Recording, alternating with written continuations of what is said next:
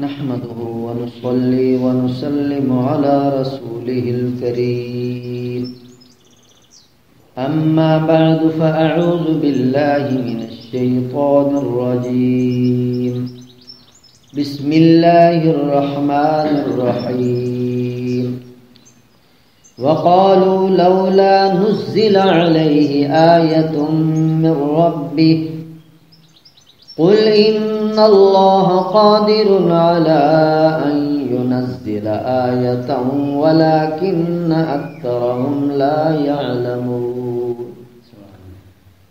وما من دابة في الأرض ولا طائر يطير بجناحيه إلا أمثالكم ما فرطنا في الكتاب من شيء ثم إلى ربهم يحشرون والذين كذبوا بآياتنا صم وبكم في الظلمات من يشاء الله يضلله ومن يشاء يجعله على صراط مستقيم قل أرأيتكم إن أتاكم عذاب الله أو أتتكم الساعة أغير الله تدعون إن كنتم صادقين بل إياه تدعون فيكشف ما تدعون إليه إن شاء وتنسون ما تشركون سبحان ربك رب العزة عما يصفون وسلام على المرسلين والحمد لله رب العالمين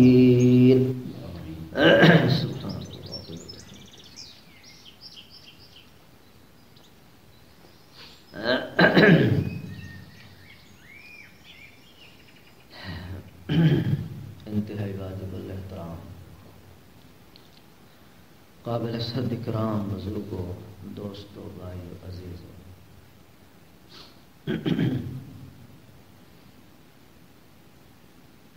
وقالوا لولا نزل علیہ آیۃ من ربی، کافر لوگوں نے فرمائش کی تھی حضور صلی اللہ علیہ وسلم سے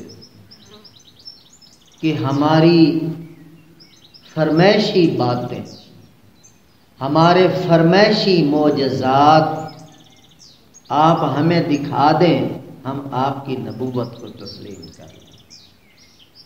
لولا نزل علیہ، لولا کیوں نہیں، نزل نازل کیا جاتا ان پر وہ معجزہ جو ہم مانگتے ہیں۔ کیا انہوں نے معجزے مانگے تھے؟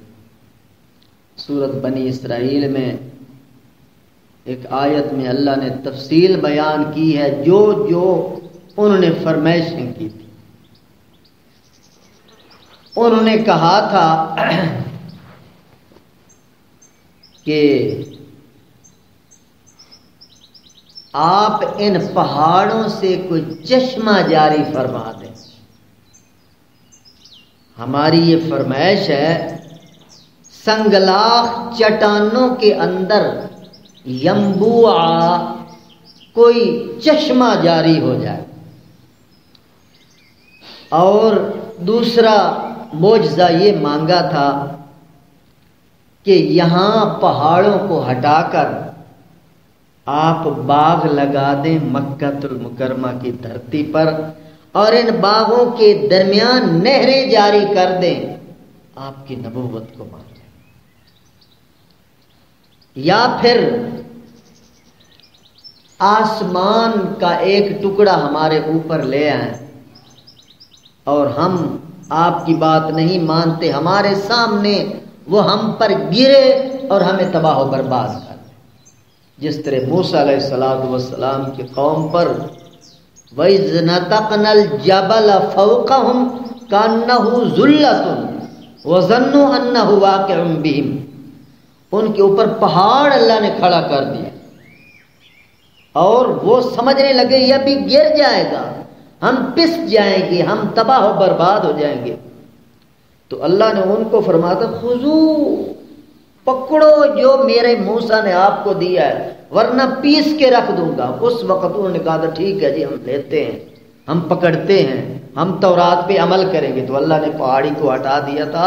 اس قوم نے بھی یہی سوال کیا تھا کہ ہمارے اوپر آپ پہاڑ کھڑا کر دیں، کسفن فی السماء، آسمان کا کوئی ٹکڑا لا کے ہمارے اوپر کھڑا کریں، ہم نہ مانیں تو ہم پر گرا کر ہمیں زیر و زبر کر دیں۔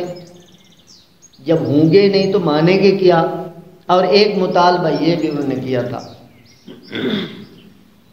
او یکون لک بیت من زخرف، آپ نبی ہیں بلکہ امام الانبیاء ہیں، آخر الانبیاء ہیں، اتنا بڑا آپ کا مقام ہے، کم از کم آپ کا گھر تو سونے چاندی کا ہونا چاہیے۔ دنیا دار تھے نا، نبوت کو دنیا کے ترازو میں تول رہے تھے۔ ان دنیا کے کتوں کو معلوم نہیں تھا کہ نبوت ایک روحانی چیز ہے، ایک لطیف چیز ہے، ایک نفیس چیز ہے، اور وراء الورا ذات کی طرف سے ایک روحانی ہدیہ دیا گیا ہے۔ وہ نبوت کو بھی مادیت کے ترازو میں تول رہے ہیں کہ آپ کا بیت من زخرف، سونے کا گھر آپ کا ہونا چاہیے۔ آپ جو نبی ہیں ہم سب میں آپ کو ممتاز ہونا چاہیے، اعلیٰ ہونا چاہیے، امیر ہونا چاہیے۔ آپ تو غریب سے ہیں، فقیر سے ہیں، اور صحیح آپ کا گھر بھی نہیں ہے، تو کیسے آپ نبوت کی بات کرتے؟ اللہ اکبر۔ اور آگے وَلَن نُؤْمِنَ، آپ پر ایمان نہیں لائیں گے، آپ ہمارے سامنے اوپر چڑھیں، یہ ان کے مطالبات، اوپر چڑھیں اور آسمان سے ہمارے سامنے کتاب لے آئیں، ہم دیکھیں کہ اللہ آپ کو دے رہا، ہر بات کو مادی پیمانے میں ہم دیکھیں اللہ آپ کو دے رہا ہے، اور وہ آپ ہمارے سامنے لے آئیں، ہم سمجھیں کہ واقعی یہ اوپر سے کتاب آئی ہے، پھر مانیں۔ یا پھر ایک اور مطالبہ بھی انہوں نے کیا تھا، او تأتی باللہ، اللہ، یا خود خدا کو لے آؤ۔ سورۃ بنی اسرائیل میں او تأتی باللہ، یا خدا کو لے آؤ، والملائکۃ قبیلا، یا فرشتوں کو ہمارے سامنے اتارو۔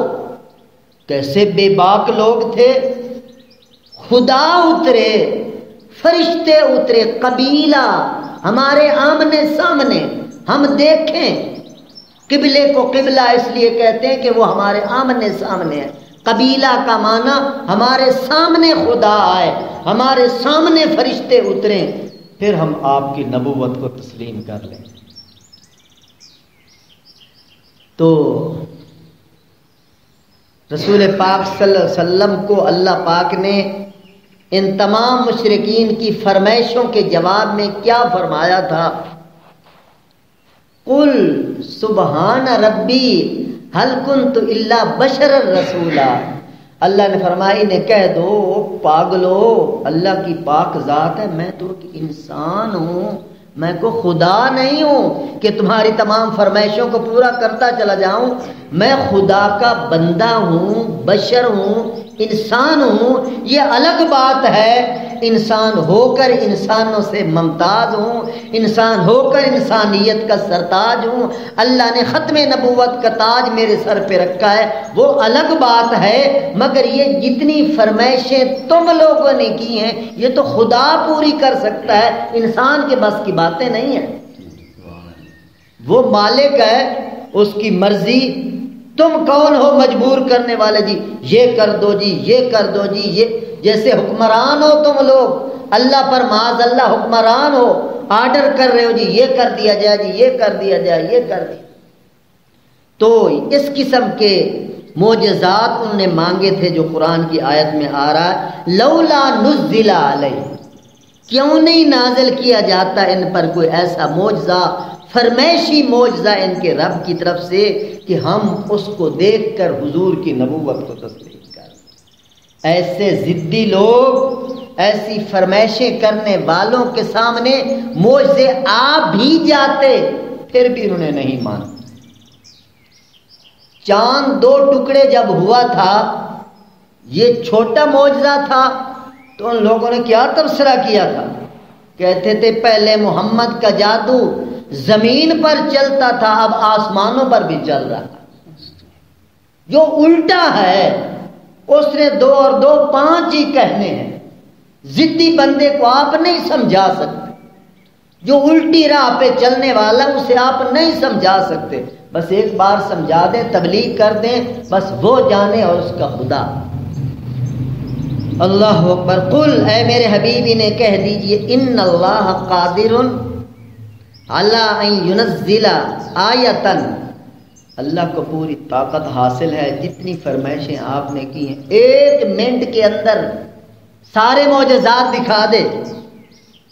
اس کے لیے کیا مشکل ہے؟ وہ کن فیکون کا مالک ہے. کن کہے گا پلک جھپکنے میں پہاڑ اڑ جائیں گے باغات لگ جائیں گے. کن کہے گا محمد مصطفیٰ کا گھر سونے چاندی ہیرے جواہرات کا بن جائے گا. کن کہے گا یہاں سارے چشمے چشمے نظر آئیں گے. کن کہے گا آسمان تمہارے سروں پہ اتر آئے گا. کن کہے گا اللہ کے فرشتوں کی فوج تمہارے سامنے آ جائے گی. مگر یہ کام اللہ کی حکمت کے خلاف، اللہ کی تکوین کے خلاف ہے، اللہ کی تقدیر کے خلاف ہے. کل بھی یہ بات عرض کر رہا تھا اللہ پاک نے انسان کو اختیار کی آزادی دی ہے. اپنے اختیار کے ساتھ بندے نے جس لائن کو اختیار کرنا ہے کرے. اگر اللہ ایسے معجزات دکھا دیتے تو پھر تو بندہ مجبور ہو جاتا، پھر اختیار کہاں کرے. تو ایمان مجبوراً اللہ پاک نہیں لینا چاہتے، ایمان اللہ اختیار کے ساتھ لینا چاہتے ہیں. اے میرے بندے اپنے اختیار کے ساتھ ایمان کو اختیار کر، ورنہ میرے لیے کوئی مشکل نہیں، میں قادر ہوں. ولیکن اکثرہم لا یعلمون. اکثر لا علم بے خبر جاہل لوگ ہیں، اس حکمت کو نہیں سمجھتے، اس حقیقت کو نہیں سمجھتے جو اللہ پاک نے چھپا رکھی. وما من دابۃ فی الارض ولا طائر یطیر بجناحیہ الا امم امثالکم ما فرطنا فی الکتاب من شیء ثم الی ربہم یحشرون.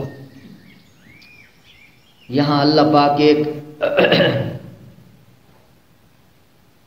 دوسری بات فرما رہے ہیں اور اس سے بھی اصل انسان کو سمجھانا مقصود ہے. اللہ فرماتے ہیں روئے زمین پر کتنے جانور چل رہے ہیں. دابۃ فی الارض، زمین پر چل پھر رہے ہیں. ولا طائر یطیر بجناحیہ، اور کچھ پرندے ہیں جو ہواؤں میں اڑ رہے ہیں اور پروں کو پھیلا کر پرواز کرتے پھرتے ہیں. اللہ فرماتے ہیں یہ بھی امم امثالکم، اے انسانوں یہ بھی تمہاری طرح حیوان ہیں. تم بھی حیوان ہو اور یہ بھی حیوان ہیں، اور یہ میرے ایک نظام کے پابند ہیں. جس طرح تم پیدا ہوئے ہو یہ بھی پیدا ہوئے ہیں. جس طرح تمہاری خوراک کا میں نے بندوبست کیا ہے ان کی خوراک کا بھی بندوبست کیا ہے. جس طرح تم لوگوں نے مر جانا ہے ان پرندوں درندوں چرندوں نے بھی مر جانا ہے. تو یہ ساری چیزیں ما فرطنا فی الکتاب من شیء، ہم نے اپنے دفتر کے اندر تفصیل کے ساتھ ہر چیز کو لکھ کے رکھا ہوا ہے. پرندوں کا نظام ہے، درندوں کا نظام ہے، چرندوں کا نظام ہے، فضائی مخلوقات ہے، سمندری مخلوقات ہے، صحرائی مخلوقات ہے، انسان ہیں، حیوان ہیں، جن ہیں، بھوت ہیں، پریاں ہیں، چڑیلیں ہیں، پتہ نہیں کتنی لا تعداد اللہ کی مخلوقات ہے. چھوٹی چیونٹی سے لے کر سیدنا جبرائیل علیہ السلام تک ان گنت مخلوقات. اللہ فرماتے ہیں ما فرطنا فی الکتاب من شیء، ہم نے اپنے دفتر کے اندر سب کا ریکارڈ رکھا ہوا، سب کا ریکارڈ ہمارے ہاں محفوظ ہے. تو یہ حیوانوں کی بات اللہ نے اس لیے فرمائی ہے کہ اے حضرت انسان ہے تو بھی حیوان، مگر میں نے تجھے عقل کی دولت سے نوازا ہے. عقل کی دولت کے ساتھ تیرا یہ مقام ہو گیا ہے کہ تجھے حیوان کہتے ہوئے بھی شرم آتی. یہ اللہ کا دیا ہوا اعزاز ہے تو بھی حیوان. حیوان ناطق، بولنے والا حیوان، جس سے چڑیاں حیوان ہیں، ہاتھی حیوان ہیں، درندے حیوان ہیں. اے انسان تو بھی حیوان ہے، مگر عقل کا نور اللہ نے دیا ہے، فکر کا نور اللہ نے دیا ہے، تدبر کی نورانیت اللہ نے دی ہے، جس کی وجہ سے حیوانوں سے ممتاز ہو کر تو حضرت انسان بن گیا ہے. اور تیری شان یہ نہیں جیسی تو باتیں کرتا پھرتا ہے کہ پہاڑ آ جائے، یہ کر دے محمد پاک، یہ ہو جائے. یہ سارے مطالبے حیوانوں والے مطالبے ہیں. تو انسان ہے، محمد کی زندگی کو دیکھ کر اپنے دماغ سے فکر کر یہ کیسا انسان اور کیا بات کر رہا ہے. اللہ نے تجھے عقل دی ہے، عقل کے ساتھ تھوڑی دیر کے لیے بھی محمد مصطفیٰ کو سوچیں گے یا محمد مصطفیٰ کے پیغام کو سوچیں گے تو آپ کا ضمیر پکار اٹھے گا، سبحان اللہ، یہ تو واقعی خدائی کلام ہے جو محمد علیہ السلام پیش کر رہے ہیں. یہ واقعی خدائی پیغام ہے جو محمد علیہ السلام ہمارے سامنے پیش کر رہے ہیں. اللہ فرماتے ہیں قیامت والے دن ہم انسانوں کو بھی جمع کریں گے اور حیوانوں کو بھی جمع کریں گے. اس آیت کے اندر انسانوں اور حیوانوں کا ذکر کر کے اللہ فرماتے ہیں ثم الی ربہم یحشرون، اللہ کے ہاں سب کو جمع کیا جائے گا. مسلم شریف کی ایک حدیث آتی ہے، وہ انصاف کا دن ہوگا. خاص طور پر جو ظالم درندے ہوں گے یا ظالم پرندے ہوں گے جنہوں نے دوسروں پر ظلم کیا ہوگا، ان کو اللہ پاک جمع کریں گے. حدیث پاک میں آتا ہے، مسلم شریف میں ایک حدیث آتی ہے، ایک سینگ والی بکری جس نے بغیر سینگ والی بکری کو سینگ مارا ہوگا، اللہ دونوں کو اکٹھا کریں گے اور دوسری بکری کو سینگ دیں گے. اللہ فرمائیں گے تو اس سے بدلہ لے، یعنی بدلے کا دن ہے وہ. تو وہ بدلہ بکری لے گی اور بدلہ لینے کے بعد اللہ پاک خلاص ختم کر دیں. یعنی یحشرون، انسانوں کو بھی جمع کریں گے اور ظالم قسم کے حیوانوں کو بھی جمع کریں گے، چونکہ وہ انصاف کے دن کا مالک ہے. اپنا انصاف دکھانے کے لیے اللہ پاک یہ معاملہ فرمائیں گے، اے حضرت انسان تو دماغ والا ہے، ان باتوں کو سوچے گا تو تیرا ضمیر بولے گا واقعی محمد مصطفیٰ کا پیغام برحق ہے. والذین کذبوا بآیاتنا صم وبکم فی الظلمات. اللہ فرما رہے ہیں جو لوگ ہماری آیات کی تکذیب کر رہے ہیں وہ بہرے ہیں، گنگے ہیں، فی الظلمات، تاریکیوں میں اور اندھیروں میں بھٹکتے پھرتے. ابو جہل کے بارے میں، ابو لہب کے بارے میں، اس وقت کے بڑے بڑے کافروں کے بارے میں قرآن کہتا ہے صم بکم عمی فہم لا یبصرون، وہ بہرے ہیں، گنگے ہیں، اندھے ہیں، عقل نہیں رکھتے، دیکھتے نہیں، پلٹتے نہیں ہدایت کی طرف. حالانکہ ابو جہل کی آنکھیں بھی تھیں، اس کے کان بھی تھے، اس کی زبان بھی تھی، وہ بولتے بھی تھے، فر بولتے تھے، بڑی بحث کرتے تھے محمد علیہ السلام کے ساتھ، اور دیکھتے بھی تھے اور سنتے بھی بہت تھے. قرآن یہ کیا کہہ رہا ہے؟ بظاہر یہ بات غلط نظر آ رہی ہے کہ بہرے ہیں، گنگے ہیں، اندھے ہیں. تو اس کا جواب میرے دوستو یہی ہے کہ حق دیکھنے سے اندھے ہیں، حق سننے سے بہرے ہیں، حق بولنے سے گنگے ہیں. جو زبان حق بات نہ کر سکے، اللہ کی نظر میں وہ زبان نہیں، وہ گنگا ہے انسان. جو حق نہ سن سکے، قرآن حدیث کی بات نہ سن سکے، قرآن کی نظر میں وہ بہرا ہے، اس کے کان کسی کھاتے کے نہیں. جو حق کو آنکھوں سے نہ دیکھ سکے، اس کی آنکھیں کس کھاتے کی؟ اللہ کی نظر میں وہ اندھا ہے، اس کی آنکھیں ہی نہیں. جن کو اللہ نے آنکھیں دی ہیں وہ حق دیکھنا ہی نہیں چاہتے. اللہ اکبر.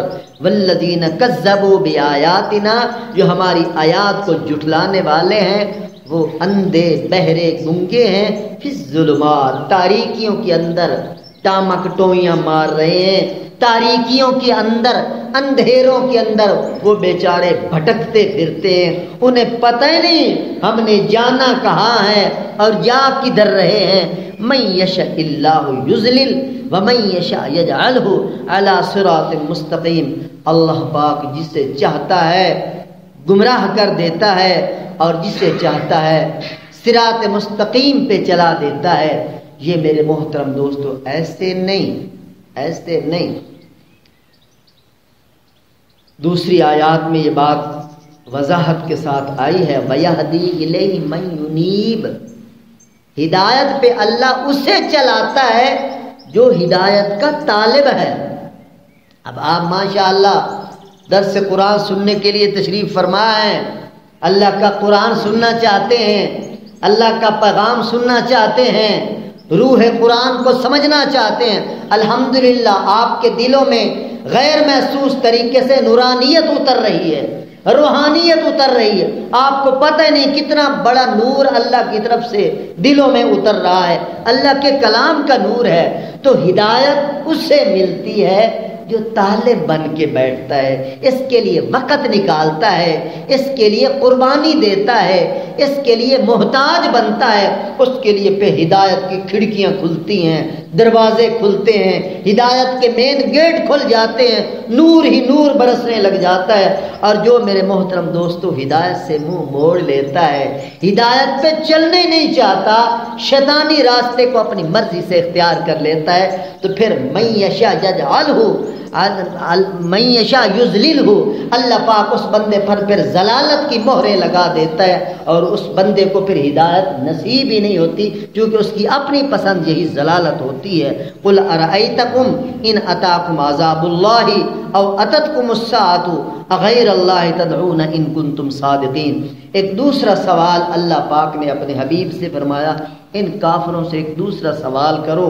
ये सवालों पे सवाल कर रहे हैं, फरमाइशी मौजज़ात मांगते हैं, इनसे एक बात कीजिए, अरअयतुम, तुम अपना हाल तो बताओ, अपनी खबर तो बताओ, अगर तुम लोगों के ऊपर अल्लाह का अज़ाब आ जाए या तुम लोगों पर क़यामत आ जाए, तो तुम अपने ज़मीर से पूछ के मुझे बताओ तुम किसको पुकारोगे। अपने ज़मीर से, इंसान हो हैवान नहीं हो, सोच समझ कर ये बात बताओ। अगर खुदा न खास्ता तुम्हारे ऊपर अततकुम अज़ाबुल्लाह, अल्लाह का अज़ाब आ जाए, और अततकुम अस्साअ, या क़यामत ही आ पड़े, तो सच सच बताओ किसको बुलाओगे, किसको पुकारोगे।